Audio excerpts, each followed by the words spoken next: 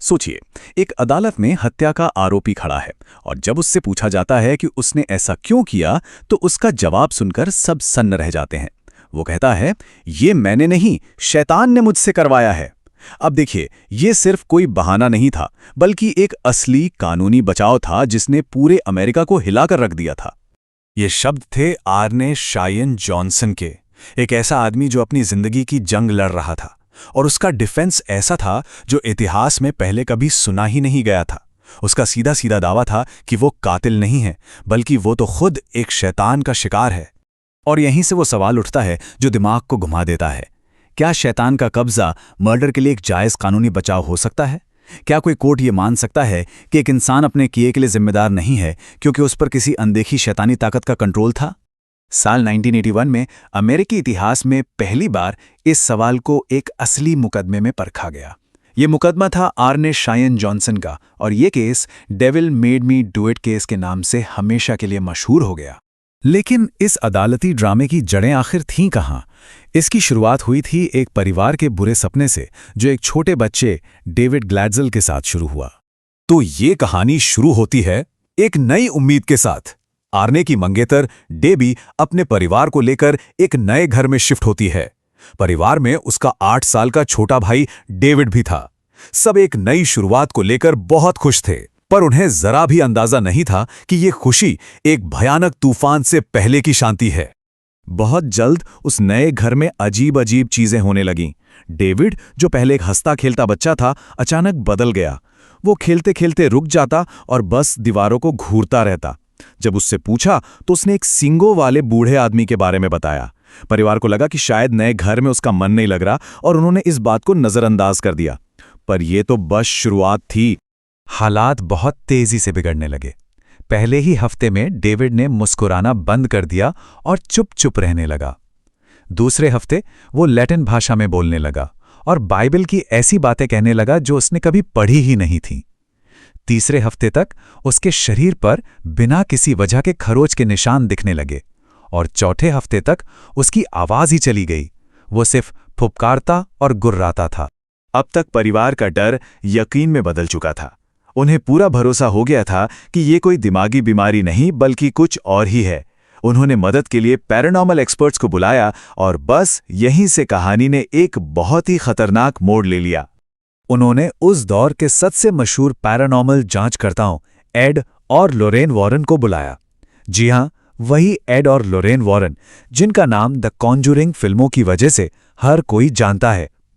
Warren ने case को study किया और एक भयानक नतीजे पर पहुंचे। डेविड के शरीर में कोई आम आत्मा नहीं, बल्कि एक शैतान घुस गया है। वॉरेन को इस बात का पक्का यकीन तब हुआ जब सिर्फ 8 साल के डेविड ने जॉन मिल्टन की पैराडाइज लॉस्ट से एक लाइन बोली, स्वर्ग में सेवा करने से बेहतर है नर्क में राज करना। सोचकर देखिए, एक छोटे बच्चे के मुंह से शैतान के ये शब्द सुनना कितना खौफनाक रहा होगा। तो वॉरेन ने चर्च से इजाजत ली और एक पादरी के साथ मिलकर डेविड को बचाने के लिए एक एग्जॉर्सिज्म शुरू किया। ये एक ऐसी धार्मिक रस्म होती है जो शैतान को किसी के शरीर से बाहर निकालने के लिए की जाती है। एग्जॉर्सिज्म के दौरान कमरे में डेविड की दर्दनाक चीखें गूंज रही थीं। डेविड को इस हाल में देखकर आर्ने से रहा नहीं गया। वो उसे अपने छोटे भाई जैसा मानता था।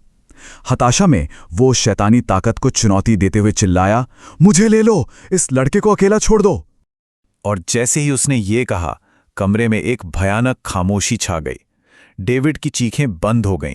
वो एकदम शांत हो गया। एक पल को लगा जैसे शैतान चला गया हो। लेकिन वॉरेन जानते थे कि आर्ने ने यह कहकर बहुत बड़ी गलती कर दी है। शैतान गया नहीं था, उसने बस अपना ठिकाना बदल लिया था। कुछ हफ्तों तक ऐसा लगा जैसे सब कुछ नॉर्मल हो गया है, पर वो शैतान बस सही मौके का इंतजार कर रहा था। और फिर वो रात आई जिसने इस डरावनी कहानी को एक खूनी अपराध में बदल दिया।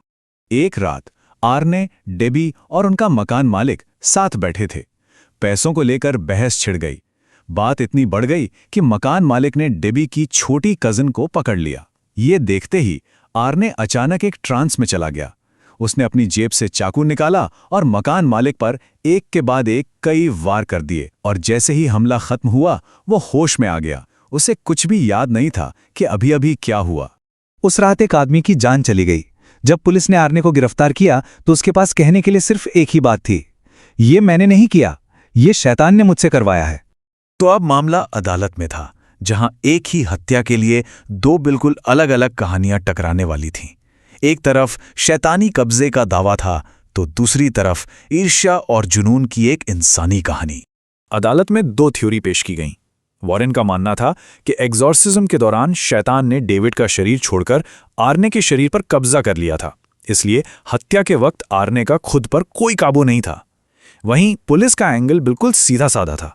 उनका कहना था कि डेबी अपने मकान मालिक के यहाँ काम करती थी और दोनों में नज़दीकियां थी।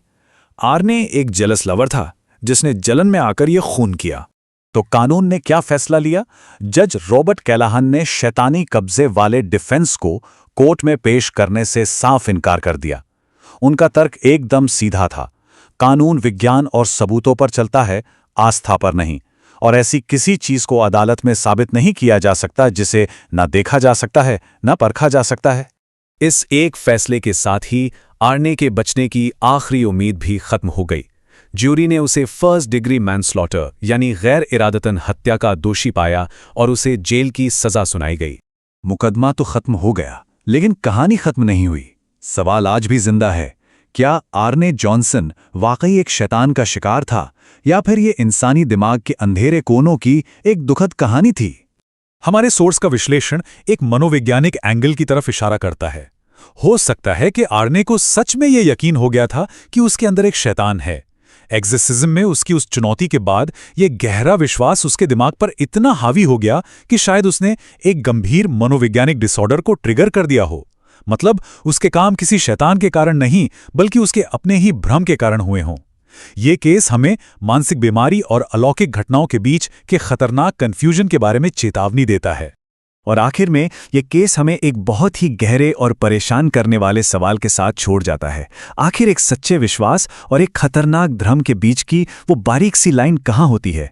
ये एक ऐसा सवाल है जिसका जवाब शायद कभी न मिले, पर यह केस हमें सोचने पर मजबूर करता है कि हमारा अपना दिमाग ही हकीकत को कैसे बना और बिगाड़ सकता है।